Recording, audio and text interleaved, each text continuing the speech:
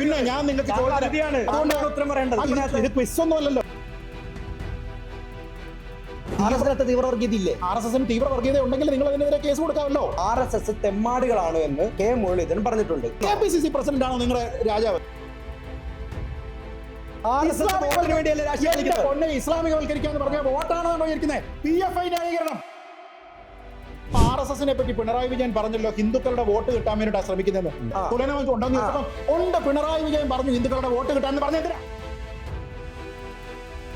കേരളത്തിനെ ഇസ്ലാമികവൽക്കരിക്കാനുള്ള ഒരു അജണ്ട ഒരാൾക്കുണ്ട് എന്ന് മുഖ്യമന്ത്രി പറഞ്ഞ അക്കൗണ്ടബിലിറ്റി ഉള്ള സ്റ്റേറ്റ്മെന്റ് ആണ്. തെമ്മാടി എന്നുള്ള നിങ്ങളുടെ ബ്ലാങ്കറ്റ് സ്റ്റേറ്റ്മെന്റ് അല്ല. കേരളത്തിനെ ഹൈന്ദവവൽക്കരിക്കാൻ RSS അജണ്ടയുണ്ട് എന്ന് കേരളത്തിന്റെ ഒരു മുഖ്യമന്ത്രിയെങ്കിലും ഈ രീതിയിലേക്കുള്ള പ്രസ്താവന പറഞ്ഞിട്ടുണ്ടോ ഇല്ലയോ? ഒരു പക്ഷത്തിനെ അനുകൂലിക്കുന്ന ഇരട്ടത്താപ്പ് ഞാൻ കാണിക്കാം. PS അച്യുതാനന്ദൻ PFI എതിർത്തു, RSS അല്ല എതിർത്തത്. ഇരട്ടത്താപ്പാണോ എന്ന് പറയൂ സാർ.